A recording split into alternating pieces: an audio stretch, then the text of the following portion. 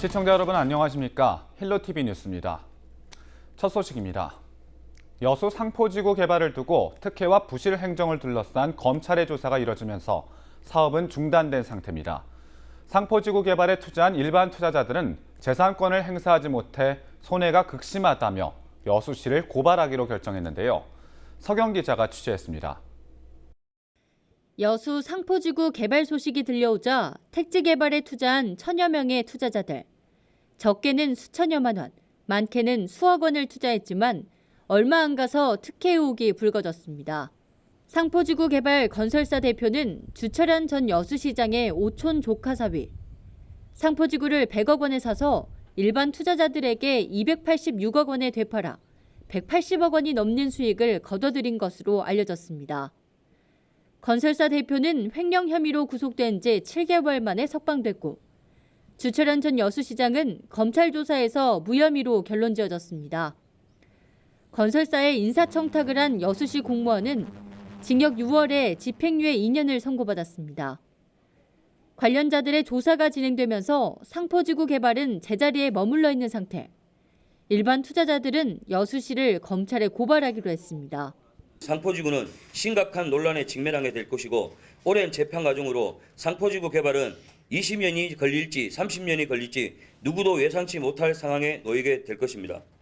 비상대책위원회는 투자자 대부분이 재산권 행사를 못하고 있다며 막대한 손해를 보고 있다는 입장입니다.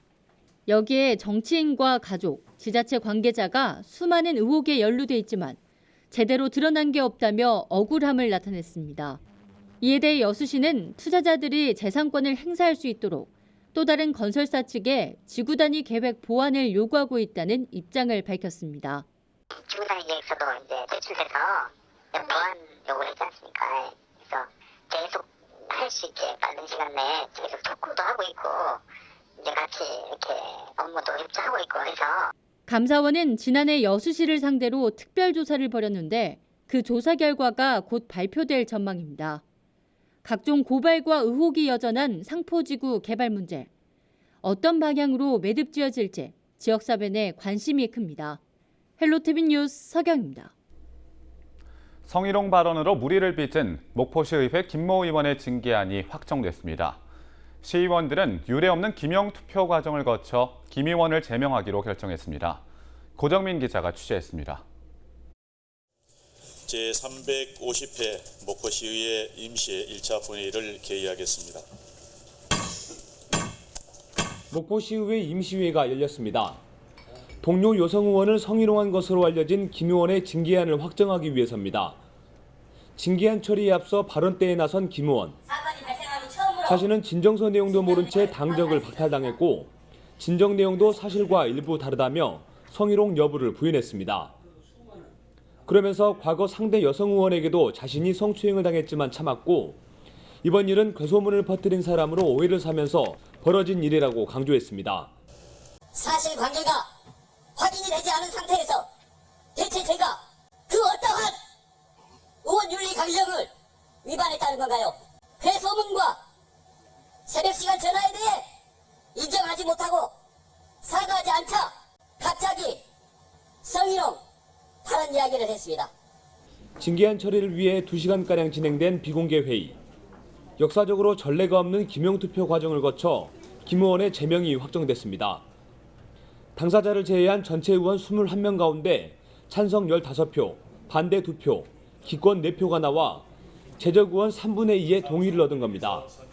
참으로 부끄러운 목포시의회의 모습을 보여드려서 죄송하게 생각합니다. 제적 의원 3분의 2 이상의 찬성을 득하였으므로 윤리특별위원회에서 심사 보고한 징계안인 제명으로 가결되었음을 선포합니다. 비공개 회의가 진행되는 동안 본회의장을 찾은 시민단체. 제명은 당연한 결과라며 시의회의 결정을 환영했습니다. 당연한 결과이며 목포시민사회단체는 적극 지지의 뜻을 표한다. 목포시의회에 대한 시민의 신뢰를 회복하고 높은 시민의식의 본보기를 보여준 결단이기에 더욱 환영한다. 시의회의 제명 결정이 확정되자 김 의원은 법적 대응을 검토하고 있는 것으로 알려졌습니다. 헬로티비 뉴스 고정민입니다. 전라남도가 의병 역사를 재조명하기 위해 남도의병 역사공원을 만들기로 했습니다. 전남 22개 지자체 중 13곳이 유치전에 뛰어들어 경쟁이 치열한데요. 송효창 기자가 취재했습니다. 한적한 시골 마을의 작은 사당, 국내 유일의 안중근 의사 사당입니다. 하얼빈역에 잠입해 이토 히로부미를 사살하고 리순 감옥에서 생을 마감한 안중근 의사. 장흥군은 안중근 의사를 만날 수 있다는 것을 강조하며 남도의병 역사공원 유치전에 나섰습니다. 예, 장흥은 과거부터 의향이라고 하는 그 명칭으로 이제 군호로 불렸으며 주변 역사 자원과 더불어 그리고 인근에 분포되어 있는 문화재, 관광 자원과 함께 관광 자원 활성화로 인해서 이제 다양한 시너지 효과를 낼 수 있을 것으로 생각을 하고 있습니다. 장흥군은 또 이순신 장군이 처음으로 함대를 이끌고 해전을 위해 출정했던 회령 진성도 부각시키고 있습니다. 해남군도 가세했습니다. 임진왜란 당시 해남 지방의 의병과 수군들이 12척의 범선으로 133척의 외선을 격침시킨 곳 울돌목. 정유재란 때 왜군에 맞서 싸우다 숨진 만여 명의 의병이 묻힌 만이총도 해남에 있다며 역사공원 유치에 공을 들이고 있습니다. 남도의병 역사공원이 해남군으로 위치해 오기 위해서 민간 단체를 기준으로 해서 유치협의회를 구성해가지고 발족식 그리고 서명운동, 그다음 세미나 등 이런 다양한 활동을 하고 있습니다. 이처럼 지금까지 13개 시군이 유치 의사를 밝히며 치열한 경쟁이 펼쳐지고 있습니다. 전라남도는 오는 29일 남도의병 역사공원 선정지를 발표할 계획입니다. 헬로티비 뉴스 송희창입니다.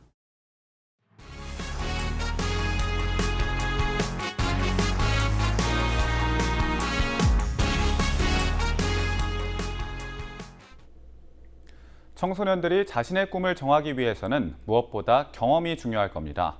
미래를 설계하기에 앞서 다양한 직업을 체험해 볼 수 있는 시설이 순천에 들어서기로 해 주목받고 있는데요. 그런데 기대만큼이나 풀어야 할 과제도 많았습니다.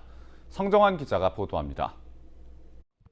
미래 산업과 직업에 대한 다양한 체험을 할 수 있는 순천만 자벌드.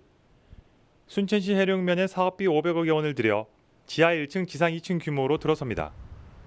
경찰과 소방관 등 50여 개 직업을 체험해 볼 수 있어 교육의 장으로 관심이 높습니다. 이런 가운데 최근 운영에 대한 용역 보고회가 열렸습니다. 순천만 자벌드는 인건비 비중이 커 해마다 20억여 원의 손실이 날 것으로 조사됐습니다. 때문에 누가 운영할지가 중요한데 순천시가 운영하기보다 효율을 극대화하는 민간 위탁 방식이 유력한 것으로 알려졌습니다. 순천시는 손실을 최소화하기 위해 다양한 방법을 고민하고 있습니다. 객관일수 조정이라든지 그다음에 휴게시설을 이용할 수 있는 공간들을 그 신축 부분이라든지 그런 부분들을 다각적으로 검토를 해서 수익 구조가 날 수 있는 방안을 모색을 하고 있습니다. 방문객 수를 늘리는 방안도 요구되고 있습니다. 순천만 자벌드 주요 방문 대상은 전라남북도와 광주, 경남 지역 학생입니다. 하지만 해마다 학생 2만여 명이 감소할 것으로 예측돼 대책이 필요합니다. 교육청과 협의하고 학교하고 협의해서 학생들이 우리 직업체험센터로 올 수 있게끔 청소년들이 호기심을 가질 수 있을 만한 그런 직업들을 우리 이 컨텐츠 안에다가 포함시키는 것이 좋은 방법이라고 생각을 합니다. 순천시는 이달 안에 시설 공사를 시작해 내년 10월부터 운영에 들어갈 방침입니다. 청소년 미래에 투자한다는 입장과 당장 운영 비용도 무시할 수 없다는 의견이 나오는 가운데 운영에 대한 고민은 계속될 것으로 보입니다. 헬로티비 뉴스 성정환입니다. 신재생에너지 개발 이익의 일부를 주민들에게 돌아가게 하겠다는 신안군의 계획이 탄력을 받고 있습니다. 사업의 주민 참여를 의무화하는 조례 제정에 이어 민관협의처가 구성돼 사업 추진을 위한 첫발을 내딛었는데요. 보도에 고정민 기자입니다. 신안 안자면에 속한 섬 자라도. 신안군과 주민들로 구성된 협동조합이 출범식과 함께 본격적인 활동에 들어갔습니다. 신재생에너지 사업에 주민들이 지분을 투자하면 수익의 일부를 얻어갈 수 있기 때문입니다. 태양열 허가를 내줄 테니까 개발하기 허가를 내줄 테니까 30% 지분을 내놔라. 내가 생각해도 그 취지는 좋아요. 거기에 대해서 이제 주민들은 큰 기대를 갖고 있대요. 신안 자라도는 다음 달 67메가와트급 태양광 발전 시설이 착공에 들어갈 예정. 신안군이 발전 사업의 지분의 30%를 주민들이 참여하도록 의무화하는 조례를 만들면서 지분 투자의 길이 열렸습니다. 협동조합은 개발 이익이 섬 전체에 돌아갈 수 있도록 조만간 자라도 전 주민 300여 명을 조합원에 가입시키고 대표도 선출할 계획입니다. 신안군은 태양광 발전을 통해 주민 1명당 연간 400여만 원의 소득이 돌아갈 것으로 내다봤습니다. REC 가중치라든가 이걸 종합 고려했을 때 주민 전체 300명 중 1인당 한 연간 한 400만 원 정도 이렇게 가능할 것으로 이렇게 은행에서도 보고 있습니다. 뛰어난 일조량과 풍부한 바람 등 천혜의 에너지 자원을 갖추고 있는 신안군. 주민들이 신재생 에너지 개발에 참여하는 첫 사례가 새로운 주민 소득 창출 모델로 자리매김할 수 있을지 관심이 쏠리고 있습니다. 헬로티비 뉴스 고정민입니다. 올해 첫 비브리오 폐혈증 사망자가 전라남도에서 발생했습니다. 여름철 집중적으로 발생하는 비브리오 폐혈증, 어떻게 예방할 수 있을지 송효창 기자가 알아봤습니다. 지난 2일 구토와 어지러움 증상으로 가까운 의료기관을 방문한 50대 A씨. 증상이 악화되자 광주 지역 대학병원으로 이송됐습니다. 하지만 며칠 뒤 목숨을 잃었습니다. 원인은 비브리오 폐혈증 감염. 서울에서 첫 확진 환자가 나온 지난 6월 이후 현재까지 전국적으로 모두 7명의 비브리오 폐혈증 환자가 발생했습니다. 이 가운데 전남 확진 환자 중 1명이 숨지면서 올해 첫 사망자로 기록됐습니다. 이렇게 의심 환자로 신고된 건에 대해서 저희가 검사해가지고 뭐 확진이 나오면 이제 저희 신고되고 하는 그런 케이스거든요. 동시에 같이 이루어지고 있고요. 그 사람 원인에 대해서. 당시 A씨는 당뇨와 간경화를 앓고 있었습니다. 비브리오 폐혈증은 간질환자와 알코올 중독, 당뇨병 등 기저질환이 있는 환자에게는 치명적입니다. 치사율이 50%까지 높아지기 때문입니다. 비브리오 폐혈증은 매년 6월에서 10월 사이에 발생합니다. 주로 어패류 섭취나 피부 상처에 바닷물을 접촉할 경우 감염됩니다. 감염되면 발열이나 오한, 구토 증상을 보이고 심한 경우 목숨을 잃을 수도 있습니다. 올해는 예년보다 발견 시기가 빨라졌습니다.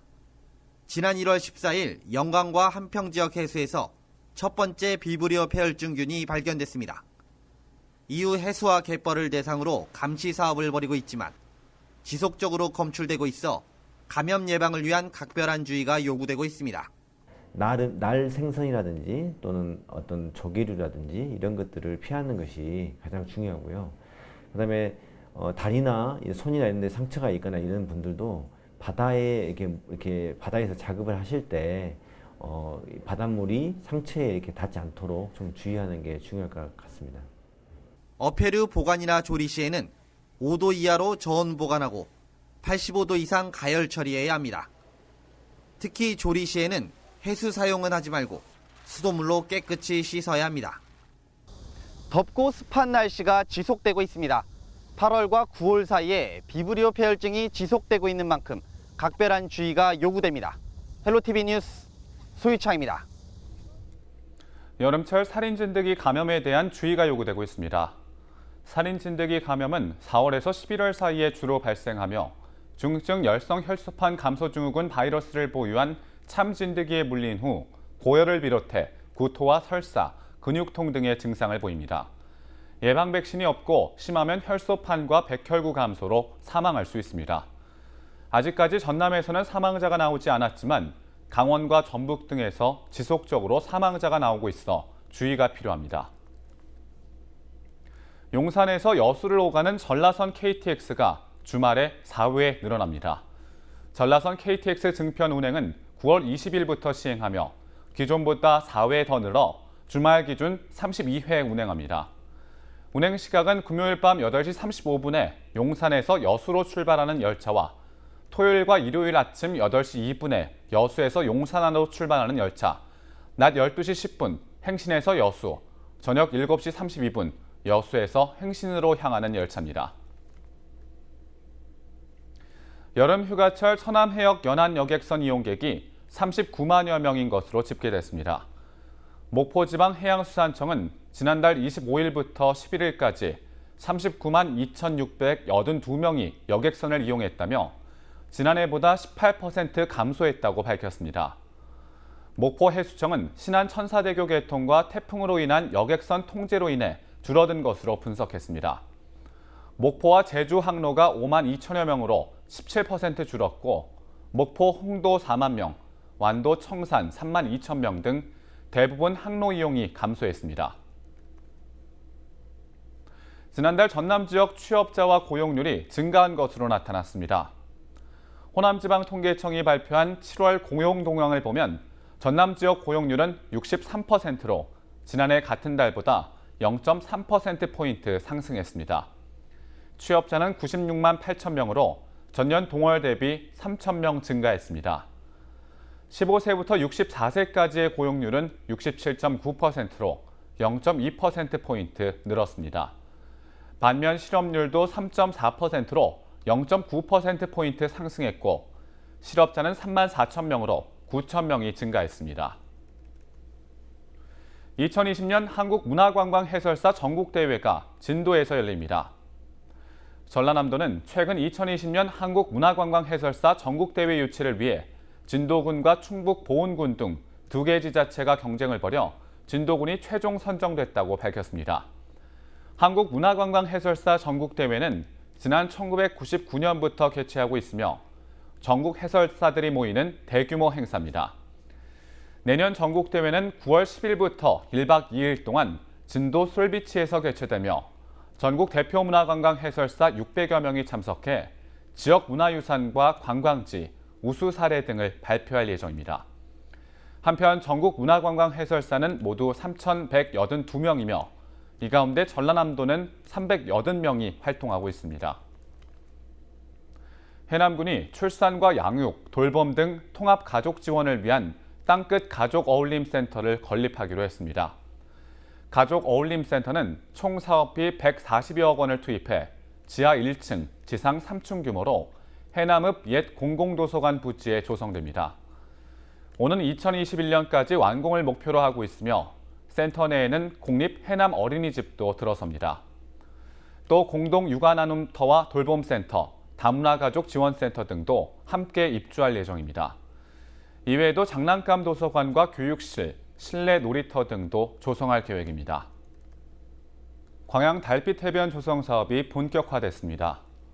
광양시는 이달부터 이순신대교 해변관광 테마거리에 달빛 해변 조성 사업을 시작해 오는 2020년 완공할 계획이라고 밝혔습니다.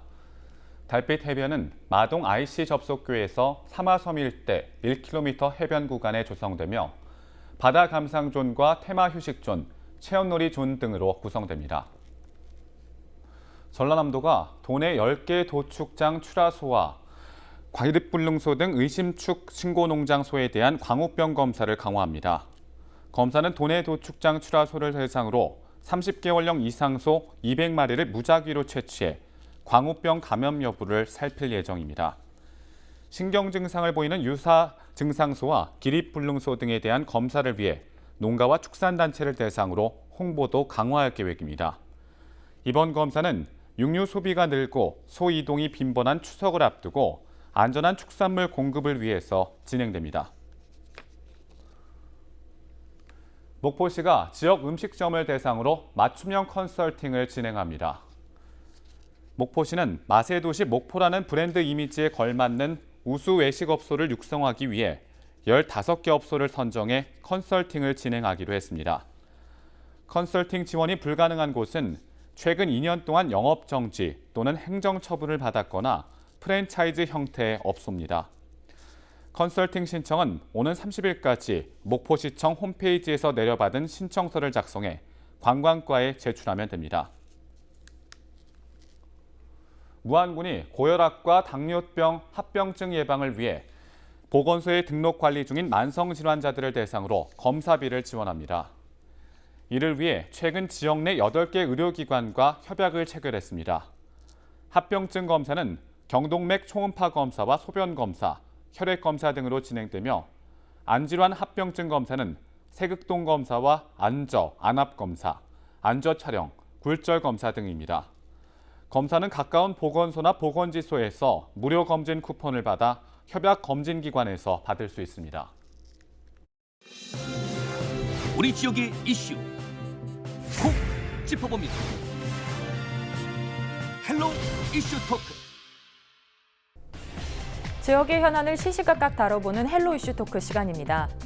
교육을 통해 섬의 희망을 찾고 지속 가능한 섬교육 발전을 위해 섬 지역 교육 여건의 개선의 필요성이 제기되고 있습니다. 특히나 농어촌이 많은 전남은 농어촌 교육 정책 변화와 함께 도서산간 지방의 현실을 기반으로 한 정책들이 필요한데요. 이와 관련된 이야기 지금 시작하겠습니다.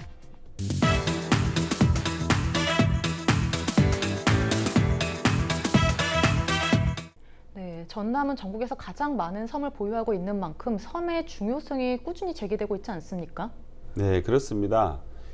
과거에는 섬 그러면 약간 부정적인 인식이 많았어요. 그래서 저도 사실은 고향이 섬입니다. 제일 먼저 육지에 나왔을 때 듣던 이야기가 섬놈 이런 얘기를 들으면서 많이 과시도 받고 그랬었는데 최근에 들어서 섬의 가치가 높아지면서 아마 세계 최초로 8월 8일을 섬의 날이라는 국가기념일로 정했다고 그렇습니다. 우리나라가 그만큼 섬에 대한 가치가 높아지고 있고 특히나 최근에는 우리 지역에 천사대교 개통과 더불어서 섬에 대한 관심이 많은데 제가 좀 안타까운 것은 섬에 대한 가치가 많이 변했다고 하는데 섬을 단순히 경제적인 투자의 대상지로 보는 것 같아요. 그래서 섬을 개발해서 더 많은 관광객이 오면 이 지역에 사는 주민들의 삶의 질이 높아질 것이다. 이렇게만 접근하고 있는 것 같아서 안타까웠는데 이런 차에 우리 전라남도 교육청에서도 과연 섬의 가치도 중요하지만 섬의 사람들, 특히 섬에 살고 있는 학생들에 대한 삶의 질, 학생들의 어떤 교육의 질을 높여보자라는 그런 관심을 갖게 되었습니다. 그래서 지난 며칠 전에 섬교육 혁신 포럼을 대대적으로 개최하게 되었고 거기서 또 섬교육을 위한 많은 방안들이 나왔습니다. 예, 그래서 앞으로 더욱더 이 섬에 대한 관심이 고조될 뿐만 아니라 섬에 살고 있는 주민들과 학생들에 대한 관심도 함께 고조되어야 될 거라고 저는 그렇게 생각합니다. 네, 이제 섬의 가치도 중요하지만 학생들의 교육적인 부분도 많은 관심이 필요한 것 같은데요. 네, 그렇다면은 전남에서 섬이 이렇게 많은데 섬에 대한 중요성이 계속해서 이야기 나오고 있는 이유는 뭐라고 보십니까? 이제 뭐 섬이 많으니까 그런 거지요. 그러니까 굉장히 많은 섬에 많은 사람들이 살다가 지금은 섬이 굉장히 피폐화되고 이게 그 사람들이 다 떠나오고 이렇게 되면서 소수의 사람들만 이렇게 남게 되는 거잖아요. 그리고 섬이라고 하는 거의 특성상 사실 정주 환경이 좋지 않았던 게 사실이고요. 그러니까 이제 이러한 것들 속에서 굉장히 삶의 질들이 나빠지고 학교는 자꾸 없어지고 이런 거였는데 최근에 이제 섬의 중요성에 대한 인식들이 좀 꽤 늘어나기 시작하면서 섬 자체가 많은 관광객들이 올 수 있는 관광 그 자원으로서의 요소와 더불어 그 자체가 결국 사람이 살 수 있는 또 다른 공간으로 좀 변모해야 할 필요가 있다. 이런 인식들이 좀 새로 생기기 시작을 하면서 섬에 대한 이야기들이 많이 나오는 것 같습니다. 네, 관광자원과 함께 또다시 또 다른 환경에서 살아갈 만하다고 해서 섬에 대한 중요성이 계속 나온다고 말씀해 주셨는데요. 네, 그렇다면 이런 도서산간 지역의 학교를 살리는 것들이 왜 중요한 겁니까? 교육은 이제 우리 헌법에 의해서 모든 국민은 균등하게 교육을 받을 권리가 있어요. 이건 국가적 교육 그 권리이기도 하죠. 그러니까 모든 국민들의 권리이기도 하고 또 한편 지속적 교육이라고 하는 거는 이 국가 공동체가 지속적으로 성장하고 발전하는 데 가장 중요한 토대가 되는 것이죠.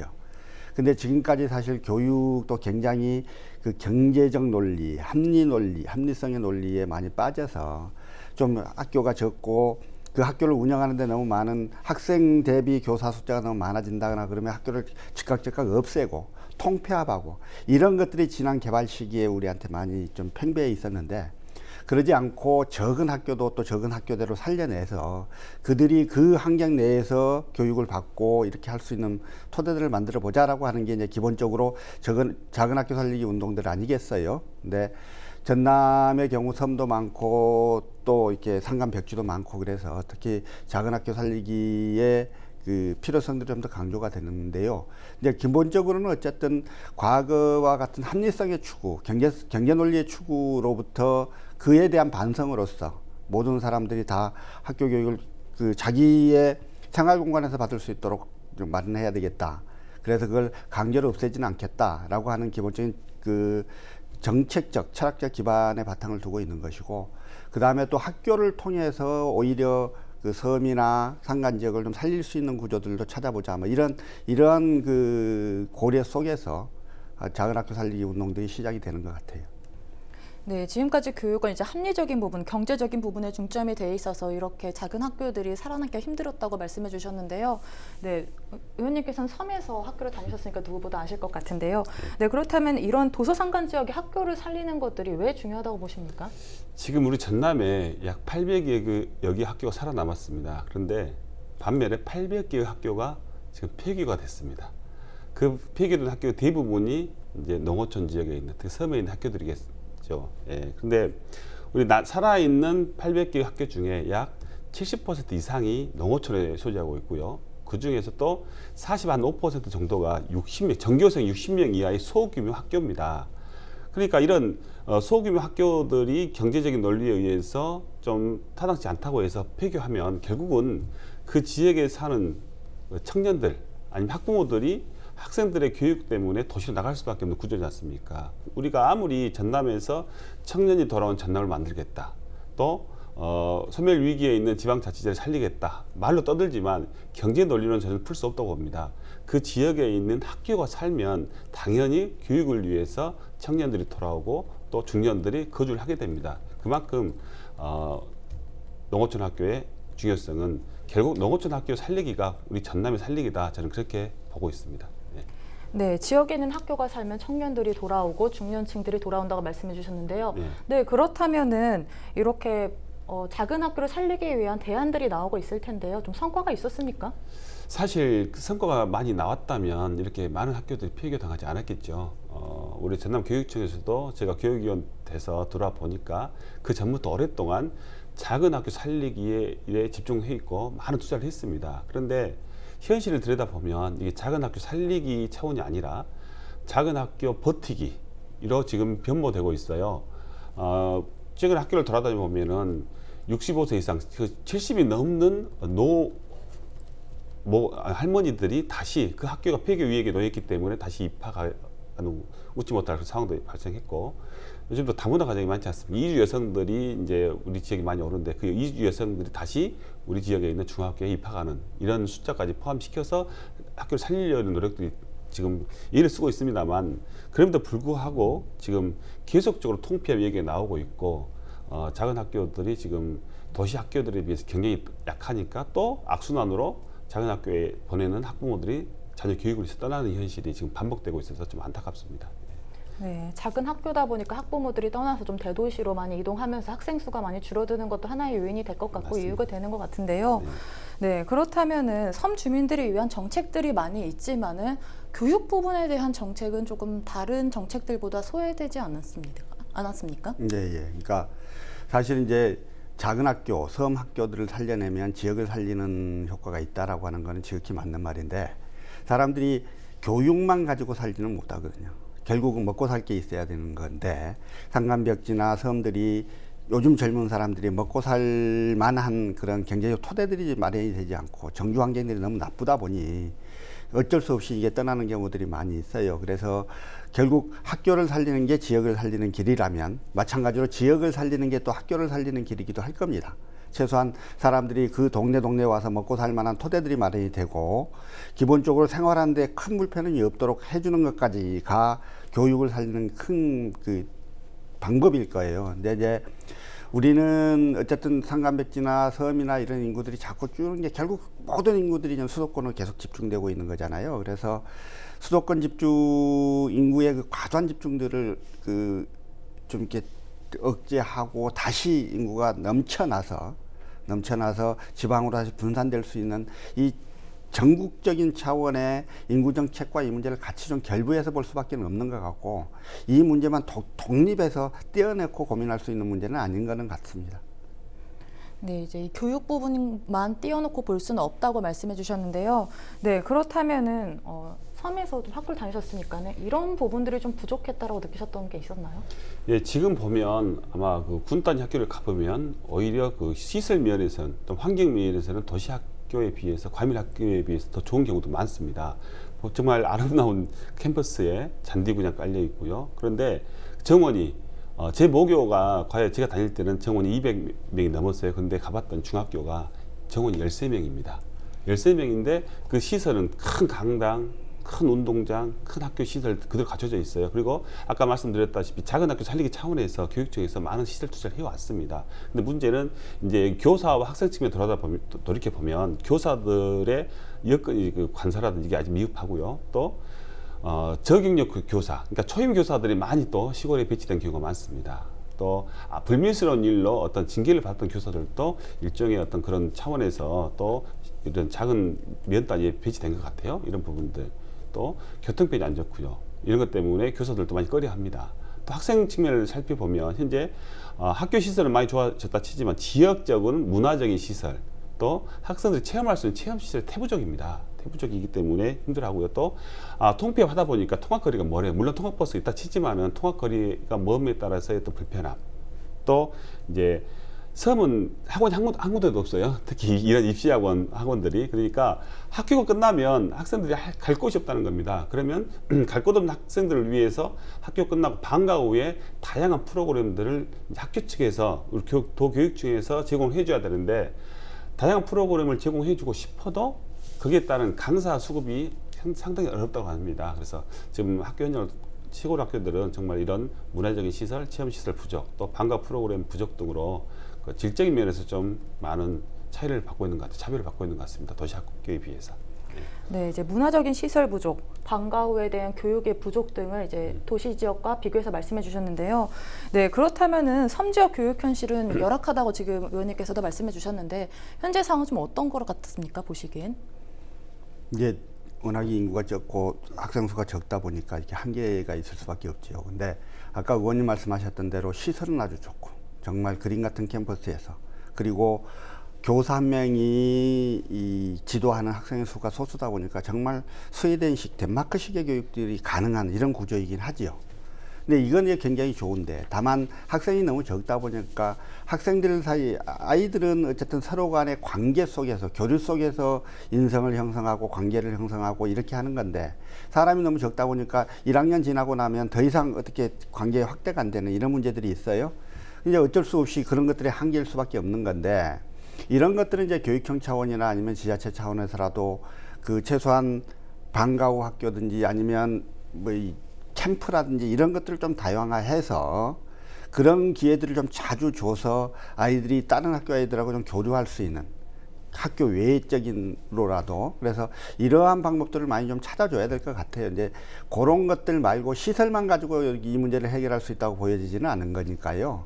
어쨌든 시설 투자도 그동안에 많은 노력을 해서 많이 하셨지만 앞으로는 그 아이들 교육의 내용을 좀 더 풍부화하고 아이들에게 특히 부족할 수밖에 없는 이 교류의 문제들을 해결할 수 있는 좀 통합적인 좀 그 프로그램이나 이런 것들이 좀 많이 필요하겠다 이런 생각을 좀 해봅니다. 네, 시설만 가지고는 해결이 안 되고 교육 내용에 조금 더 집중해야 할 지금 상황인 것 같은데요. 네, 그렇다면 이렇게 많은 혜택을 못 받는 만큼 이런 피해를 최소화하기 위해서는 다양한 것들이 좀 마련돼야 되지 않을까요? 그러게요. 그러니까 우선 이제 교육청에서도 많은 노력들을 하지만 지자체에서 좀 더 노력들을 해줘야 돼요. 그러니까 학교가 사는 건 결국 인구를 살리는 길이에요. 그럼 각 지자체가 인구 늘리기 하루들을 쓰고 있는 건데 결국 학교가 돌아오면 젊은 사람들이 학교가 살면 젊은 사람들이 많이 돌아옵니다. 그러니까 그런 인구 늘리기의 정책 뭐 그러한 일환으로서라도 좀 더 지자체가 더 적극적으로 학교 교육을 뒤에 서포팅해 줄 수 있는 이런 노력들이 좀 필요할 것 같아요. 교육청의 노력만 가지고는 조금 좀 부족함이 있지 않을까 하는 생각이 듭니다. 네, 이제 마을 공동체 교육이 이렇게 중요하다고 말씀해 주셨는데요. 왜 좀 더 중요한지 조금 더 자세히 부가적으로 설명해 주실 수 있을까요? 그렇죠. 이제 학교에서는 주로 아이들이 있는 시간이 학교에 있지만 학교 밖에 있는 시간은 굉장히 많습니다. 사실 초등학교 같은 초중 같은 경우는 보통 초등학교는 한 2시 이후에 중학교는 3시 이후면 방과를 학교를 끝나게 되죠. 그러면 그 이후에 갈 곳이 마땅치 않습니다. 그럼 이랬을 때 시골 같은 경우는 학교 밖이 다 하나의 교육 현장입니다. 예를 들어서 도시 학생들은 일부러 벼가 어떻게 자라는지를 보기 위해서 근교에 있는 외곽에 나가지 않습니까? 그런데 우리 시골 학생들은 바로 근교 가면은 농사 짓고 있는 아버지 아니면 삼촌이 내 선생님이 될 수 있는 부분이거든요. 그래서 우리 지자체에서 마을까지 하나의 어떤 교육기관을 만드는 역할을 해줘야 되는데 그걸 단순히 그냥 마을 주민들에게 해주십사라고 부탁해서는 안 되지 않습니까? 뭔가 마을 주민들이 마을 공동체가 할 수 있는 예산 지원도 해줘야 되고 아니면 교육도 시켜줘야 되고 그래서 이제 학교 밖에 있는 우리 마을 공동체 교육의 중요성이 더 커지고 있다 이렇게 말씀드리고 싶습니다. 네, 이러한 이유들이 이제 협력해야 될 뭐 학교와 주민들과 지자체가 협력해야 될 이유인 것 같습니다. 네, 그렇습니다. 네, 그렇다면 섬지역 교육을 위해서 제도적으로 어떤 장치들이 좀 마련이 돼야 좋을까요? 일단 뭐 이제 여러 가지 제도들이 마련이 돼야 되죠. 지금 뭐 전라남도에서도 섬지역 그 교육 지원을 위한 조례 제정을 준비 중이시고 그래서 그러한 것들도 좀 해야 될 텐데 아까 이제 의원님께서 말씀하셨던 대로 학교장이나 학교 교사는 그 학교 내의 관리를 주로 할 수밖에 없어요. 그러니까 아이들이 좀 다양성이 부족하거나 다양한 문화 체험을 하지 못하는 것에 대한 안타까움을 갖고 있다 하더라도 그 학교의 교장이 그걸 뛰어넘어서 다른 학교하고 협력해서 뭘 풀어내게 하기는 참 쉽지 않은 구조예요. 결국 이런 것들은 교육청이 좀 나서서 해주든지 아니면 지자체가 나서서 해야 되는 거란 말이에요. 아까 이제 마을 공동체와의 결합 문제도 그런 거죠. 그러니까 근데 동네에서 이제 농사를 지으신 어른들이 와서 아이들이 와서 보고 막 하면 한두 번은 예쁘겠지만 그 농사 짓는데 귀찮단 말이죠. 근데 그걸 자연스럽게 되지 않는 거예요. 이 필요성에 대해서 충분히 설명하고 또 약간 그 불편함을 겪거나 손해를 보는 부분에 대해서는 지자체가 지원하고 이렇게 해서 장기간 설득하고 대화하고 이렇게 해서 계획을 잡고 프로그램을 잡아서 하나하나 풀어가야 되는 것들인데 이런 부분들에 대한 노력들이 우리 지자체에 좀 부족해요, 사실은. 그래서 앞으로 좀 더 많은 창의성을 가지고 이런 문제들을 해결했으면 좋겠다라고 하는 생각들이고요. 그 다음에 이제 뭐 제도적인 문제라기보다는 어쨌든 지금 우리나라 교사들은 너무 행정 업무 처리에 너무 많은 시간과 비중을 들이고 있습니다. 그래서 그 아이들에 대한 교육에 좀 더 집중할 수 있도록 하기 위해서는 교사들의 행정 업무 처리의 그 부담들을 좀 줄여줄 수 있는 법적 제도적 장치들도 반드시 좀 필요하겠고 그래서 그 모든 것들이 다 정말 학교를 살리자 학교가 살면 지역이 산다라고 하는 인식을 가지고 하나하나 계획 잡고 논의하고 토론하고 그렇게 해서 계획들을 좀 만들어가면 좋겠다는 생각입니다. 네, 이제 장시간 계획을 갖고 이걸 하나하나 풀어나가야 되는 것 같은데요. 네, 그렇다면은 이런 섬지역 교육을 위해서 제도적으로 어떤 부분이 조금 마련이 돼야 하는 건가요? 일단 예산 지원 근거를 마련하기 위해서 지금 우리 전라남도 교육청 교육위원회에서 섬교육 진흥 조례를 지금 준비 중에 있고 올 9월 회기 때 아마 통과될 것으로 예상되면 내년부터는 현재보다는 더 많은 예산이 섬에 투입될 겁니다. 그런데 이것보다 더 중요한 것은 며칠 전에 있었던 혁신 포럼에서 섬 혁신 포럼에서 박우량 신앙군수가 맨 인사말을 통해서 강하게 호소한 게 있습니다. 뭐냐면 제발 섬 지역에 들어오는 선생님들을 배치하실 때 들어오고 싶은 선생님들 우선적으로 해달라. 설사 그 선생님의 역량이 조금 낮더라도 정말 섬에 들어와서 섬 아이들을 한번 키워보고 싶은 선생님을 보내달라. 그냥 단순히 지금까지는 오면 한 2년 있다가 어떻게 하면 섬을 발판으로 해서 더 나은 도시로 갈까 하는 섬을 하나 교도부로 삼는다는 겁니다. 인사 시스템의 어떤 그 고가 점수 때문에 이런 선생님이 많이 배치될 경우에는 어떻게 섬 교육이 경쟁력이 있겠느냐. 그래서 교육감에게 굉장히 요구를 하더라고요. 정말 섬에 와서 한 5년 아니면 10년 정도 근무할 수 있는 헌신적인 선생님을 보내달라고 하는데 사실 또 선생님들에게 섬에 들어가서 장기간 이렇게 근무하라고 강요할 수도 없지 않습니까? 뭔가 이제는 단순히 인사 국가 점수만을 가진 게 아니라 그 포럼에서 나왔는데 뭔가 인사 시스템을 한번 개선해서 뭐 쉽지는 않겠지만 선생님들이 정말로 섬에 가서 열정적으로 근무할 수 있는 환경 개선을 해줘야 되겠다. 그러니까 제일 중요한 것은요 선생님들이라고 그랬어요. 그 포럼에서도 교사가 가장 중요하다 이랬고요. 두 번째가 이제 또 저는 그 학부모님의 말이 아직도 귓가에 들리는데요. 학부모님 얘기는 그딴 게 아니었습니다. 섬 학교를 살리기 위해서는 섬에서 초, 중, 고를 나와도 서울에 있는 실제 말로 많은 사람들이 가고 싶어하는 대학에 갈 수 있는 그러한 기초 학력 부분부터 좀 향상시킬 수 있는 그런 교육을 해달라. 단순히 섬을 어떤 상징적인 존재로 보지 말고 우리 섬에 교육받아도 정말 자기가 갈 수 있는 자기 진로를 위해서 갈 수 있는 대학을 가게끔 해달라는 얘기를 하셨어요. 사실 그게 정답입니다. 섬 고등학교를 나와도 원하는 대학에 갈 수 있는 교육 시스템, 이걸 저희들이 만들어줘야 될 것 같습니다. 네, 도서지역 교사들의 근무 여건 개선과 이제 사기 진작을 위해서 교사들을 위한 복지 정책도 좀 마련이 돼야 할 것 같고요. 섬 지역 학생들을 위해서 다양한 교육도 만들어져야 되는 것 같습니다. 네, 오늘 이야기 여기까지 나눠보도록 하겠습니다. 두 분 고맙습니다.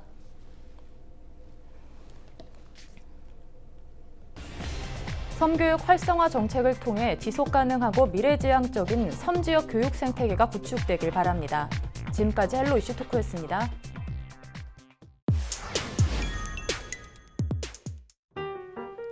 늦동이, 짱돌이, 자람이, 이 단어를 듣고 떠오르는 게 있나요? 아무리 생각해도 연관성 없는 세 단어, 바로 여수특산품 돌산갓 품종 이름입니다. 늦동이, 순동이, 신동이, 짱돌이, 쌈돌이, 꽃돌이, 자람이, 자랑이, 알쌈이, 매코미 등 품종도 여러 가지인 여수 돌산갓. 우리가 아는 갓김치의 재료로 여수시 돌산읍에서 많이 생산돼 예로부터 불려진 이름 여수 돌산갓. 이제 갓김치 하면 돌산 갓김치를 떠올릴 정도로 여수 특산품으로 인기가 높습니다. 또 갓에는 비타민 A의 전구 물질인 카로틴과 B1, B2 및 C의 함량이 높아 야맹증과 결막염, 감기 예방에 좋습니다. 갓은 원래 전국에 분포한 채소 중 하나로 다양한 토종갓이 재배되고 있었습니다. 그런데 여수 돌산갓의 기원은 조금 다릅니다. 여수 돌산갓은 일본에서 들여온 종자로 재배됐습니다. 1950년대 초반 일본이 돌산읍에서 재배를 시작한 겁니다. 돌산 지역은 일제시대부터 온난한 해양성 기후와 알칼리성 토양으로 인해 채소 재배에 아주 적합한 지역입니다. 그래서 일제시대 때 채소 재배 단지로 사용이 됐었는데요. 1950년도 초에 그 중에 하나인 갓을 본격적으로 재배를 시작했습니다. 한때 여수 돌산갓은 전국 생산량의 95%를 차지하기도 했습니다. 지금은 재배 지역이 전국에 확대되면서 60%가량을 점유하고 있지만 여전히 여수의 주요 소득 장목으로 갓과 갓김치를 팔아 한 해 1,000억 원가량 매출을 올리고 있습니다. 그런데 이처럼 전국적인 특산품으로 자리 잡기까지는 여수시의 오랜 숨겨진 노력이 있었습니다. 여수시는 일본 종자로 재배되던 돌산갓을 국산 종자로 대체하기 위해 지난 2002년부터 연구를 시작했습니다. 무 형태의 토종갓과 배추 형태의 일본갓이 오랜 세월 자연 규잡되어 있는 품종을 선별해 종자로 개발했습니다. 그 결과 지금까지 농가 종자 비용을 크게 절감할 수 있게 됐습니다. 일본 평경 대역 고체를 보시면은 킬로그램당 16만 원 정도, 그 정도 가격이 책정이 되어 있습니다. 지금 현재 면적이 한 1,000헥타 정도 되니까요. 전체적으로 하면 80억 정도, 7% 정도 국산 종자로 지금 대체를 했으니까요. 79억 한 8천만 원 정도는 국산화됐다. 2018년까지 10개 품종을 개발해 품종 보호권을 획득했고 여수 돌산갓의 명성을 지키는 원동력이 됐습니다. 김장용과 물김치용, 쌈용과 김장 속용 등 용도에 맞게 체계적으로 개발됐습니다. 농민들 입장에서 두 가지를 가지고 초기에는 개발을 했습니다. 꽃이 늦게 피는, 동이 좀 늦게 올라오는 만추대성, 수확량이 많은 다수성 두 가지를 가지고 초기에는 개발을 했고요. 후기에는 이제 품종화 단계 이전을 유전자원이라고 하는데요. 이미 개발된 생산성이 높은 유전자원에다가 충해에 강한 저항성을 가지고 있는 유전자원, 병해에 강한 자색소 유전자원, 매운맛이 강한 유전자원 이런 것들을 인공으로 교배해서 현재는 품종화시키고 있습니다. 여수시는 종자 연구를 계속하고 있습니다. 원래 갓은 봄과 가을이 제철이지만 늘어나는 수요와 기후변화에 대응하기 위해 새로운 품종 연구를 이어가고 있습니다. 원래 갓은 저온성 작물이기 때문에 고온 환경에서는 재배가 잘 되지 않습니다. 생산량도 줄어들고요. 그래서 고온에 재배가 잘 될 수 있는 갓을 개발하기 위해서 캄보디아나 베트남 지역에 있는 아열배 갓과 저희 갓을 교배해서 고온에 적합한 새로운 품종을 만들기 위해서 노력하고 있습니다. 돌산 갓의 진화는 여기서 그치지 않습니다. 시행착오를 거쳐 터질 위험이 없는 캔 갓김치가 개발돼 언제 어디서나 갓김치를 즐길 수 있습니다. 또 갓김치 파스타와 치즈 돈가스, 꽁치조림과 닭고기 덮밥 등 갓을 활용한 다양한 음식 조리법이 개발돼 더 많은 사람들이 갓을 접할 수 있게 됐습니다. 비록 종자는 일본에서 들어왔지만 오랜 세월 전 국민의 사랑을 받은 여수 돌산갓, 품종 개발과 조리법 연구를 통해 앞으로도 명성을 이어가길 기대해 봅니다.